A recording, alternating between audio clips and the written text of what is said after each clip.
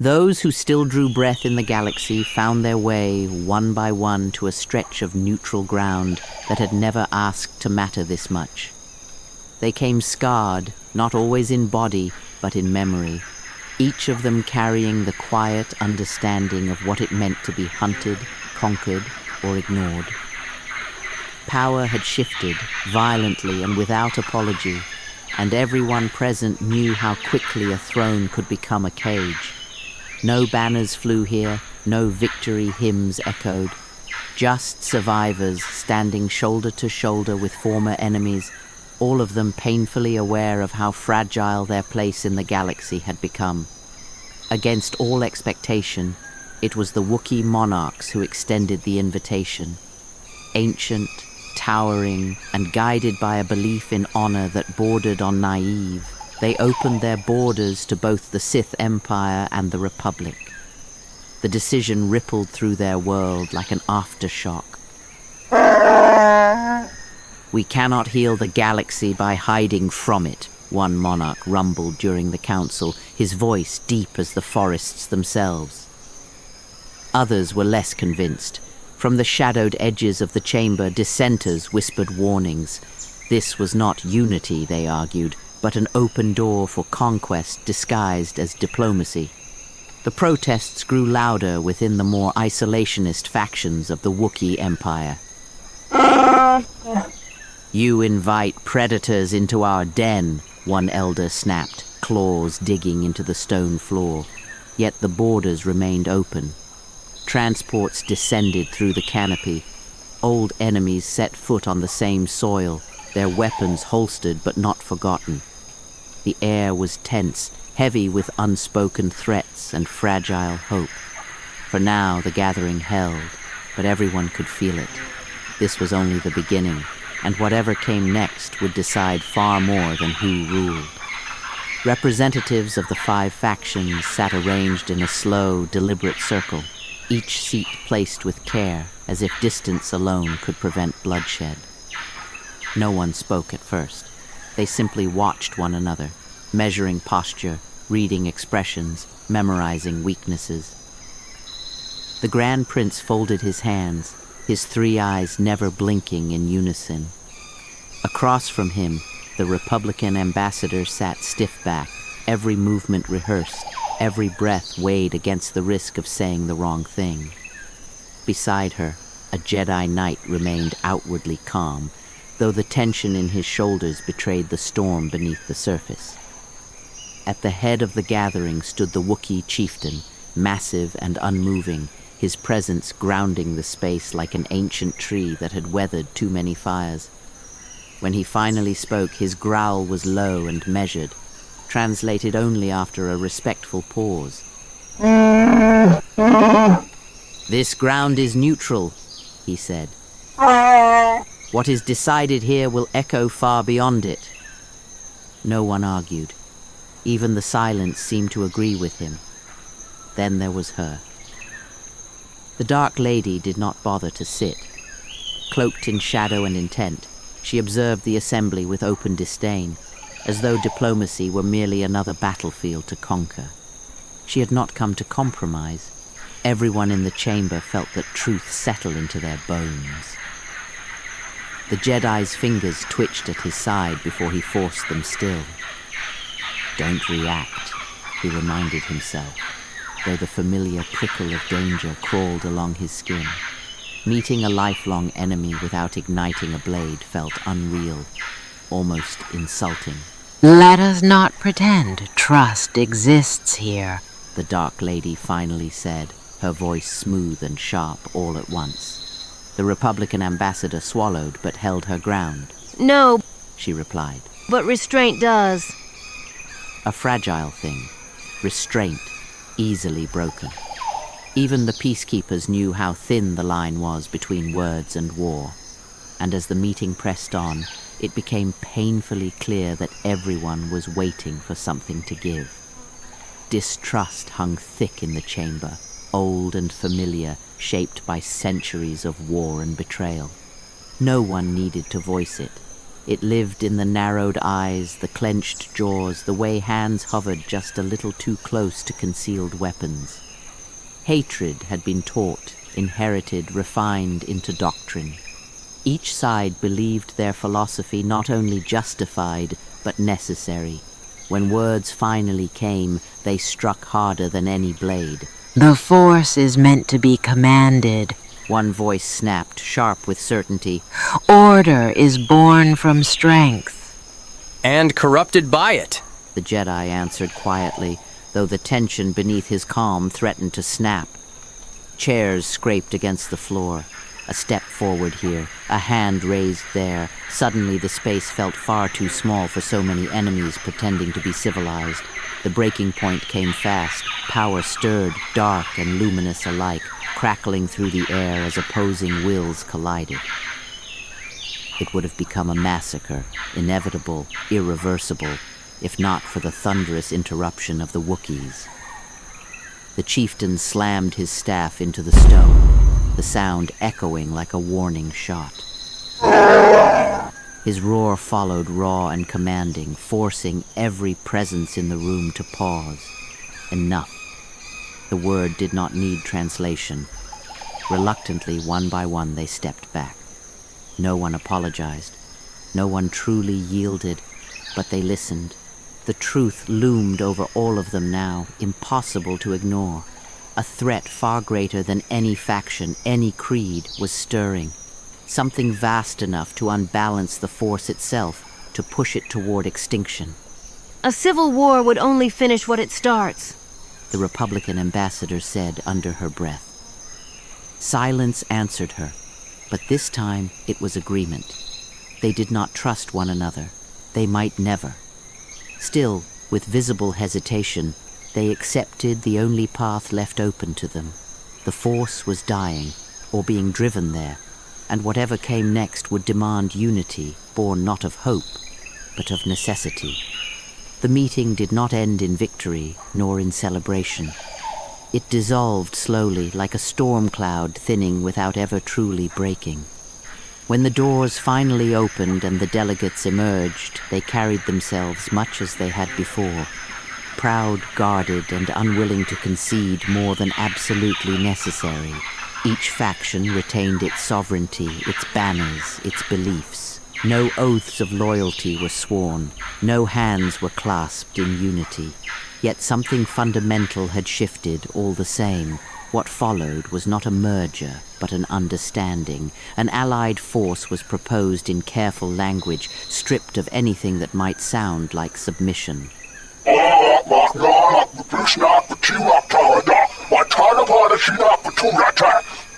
This is cooperation, not command, the Grand Prince stated, his tone firm as his gaze swept the others. No one contradicted him. The Dark Lady offered only a thin smile, as if already calculating how such an alliance might be tested or broken.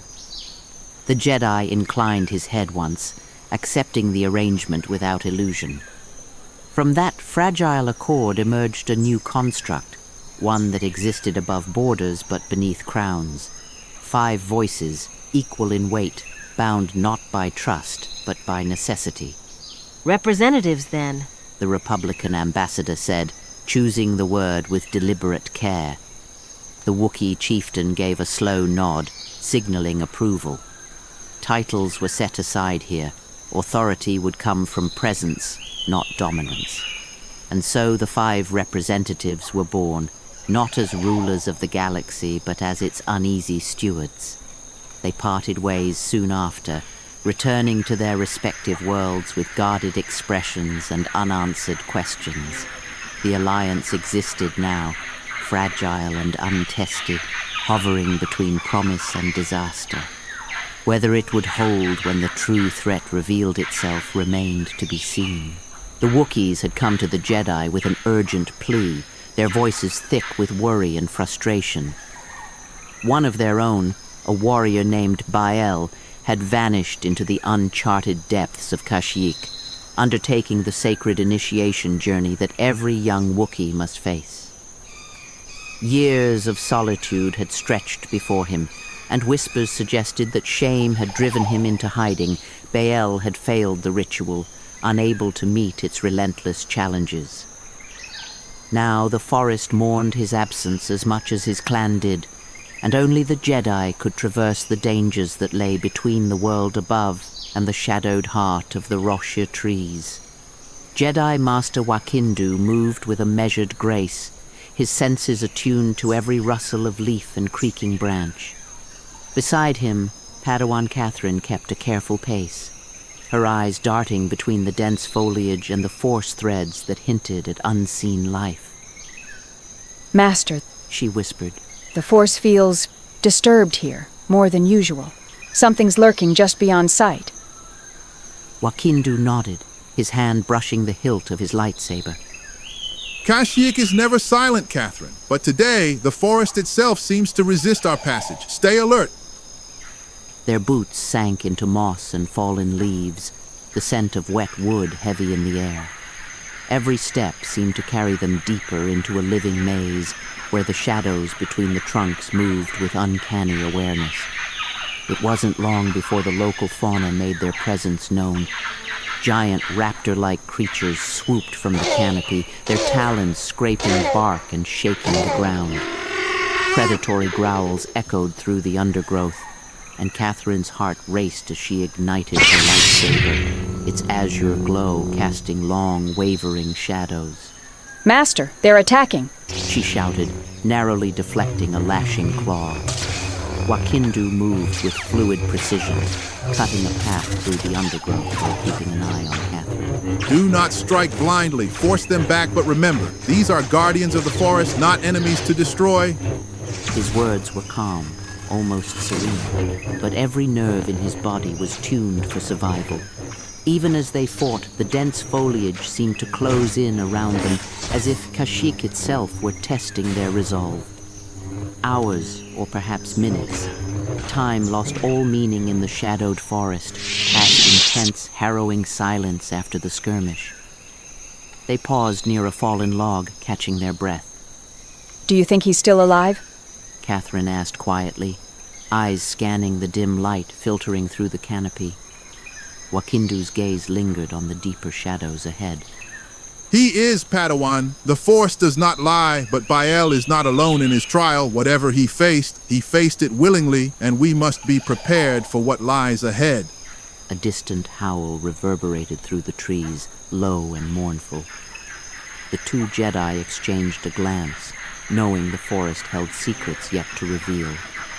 They pressed forward, unaware of what eyes watched them from the darkness, and of the challenges that would test their courage far beyond anything they had faced before. The deeper the Jedi ventured, the more the forest seemed to twist unnaturally around them. It was Catherine who first noticed it, a subtle distortion in the wildlife, creatures moving with strange, erratic patterns, their eyes glinting with an intelligence that was unsettling. Master, these aren't normal forest animals. She murmured, her voice tight with unease. Wakindu nodded gravely. I feared as much. Reports spoke of Jerka Corporation's experiments decades ago, and the Force whispers of their lingering influence. He gestured toward a fallen tree, its bark scarred by claw marks far larger than any natural predator could make. Their tampering has left the forest unbalanced. We must be cautious. Curiosity alone will not protect us here. Even so, neither Jedi faltered. The mutated creatures, while dangerous, were merely obstacles in the path that led to Baal. Twisting vines and shadowed clearings tested their resolve, but they moved steadily forward, their purpose unwavering. Each encounter sharpened their focus, each near miss reinforcing their determination. We didn't come this far to turn back. Catherine said, igniting her lightsaber to fend off a pack of twisted, wolf-like predators with glowing eyes. Wakindu gave her a small, approving nod, his own blade humming as it cut a path through the chaos. Eventually they found Baal huddled beneath the canopy of an ancient tree, his fur matted, eyes wary and haunted. The isolation of years clung to him, a tangible weight that made even Wakindu pause. Baal, He said softly, stepping into the clearing. We have come to bring you home.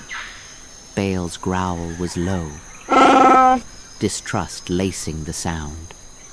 Home, he echoed, his voice rough from disuse. After all this time, I am not ready. I failed. I am not worthy of my clan or of myself. None are ready when first they tried. Wakindu replied calmly. The Force does not measure worth by fear or failure, only by the courage to continue. Let us help you complete what you began. The ritual you left unfinished, it can still be done.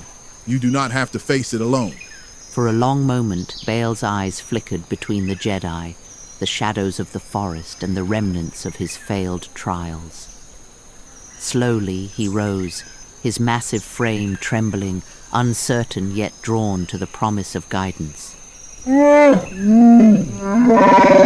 If you will aid me, then I will go, he said at last, voice barely above a whisper. As the trio prepared to leave the undergrowth behind, the forest seemed to hold its breath. The path back to the surface stretched ahead, uncertain and dangerous. Even with Bale willing to return, the lingering influence of the experiments, and whatever else hid deeper in Kashyyyk, suggested that their trials were far from over. The battle came without warning. A rancor, massive even by Kashyyyk standards, emerged from the shadowed undergrowth, its jagged teeth glinting as it lunged at them with terrifying speed. Catherine barely had time to react, raising her lightsaber in a desperate arc. The creature's claws struck her side, sending her tumbling across the forest floor. Pain lanced through her, sharp and immediate, but she grit her teeth and rose, determination burning in her eyes. Catherine, are you all right? Wakindu called, his voice steady, though tension threaded through it. I'll manage, she gasped, gripping her lightsaber tighter despite the blood staining her sleeve. We need to stop it. Bale, his muscles taut with rage and desperation, charged forward with a roar that shook the trees. His strength, honed on years of training and survival, allowed him to strike at the rancor with precision, while Wakindu's blade danced through the air in calculated sweeps, cutting through shadow and sinew alike. Together, the trio fought as a single fluid entity, their movements guided by instinct, experience, and the Force.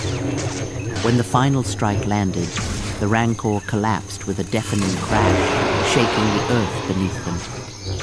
Catherine sank to her knees, breathing heavily, her wound throbbing. Bael knelt beside her, his massive hand gentle on her shoulder. You fought well, he said quietly, respect coloring his deep voice. Not many could stand against such a beast. Wakindu studied the fallen creature, his gaze sharp and analytical.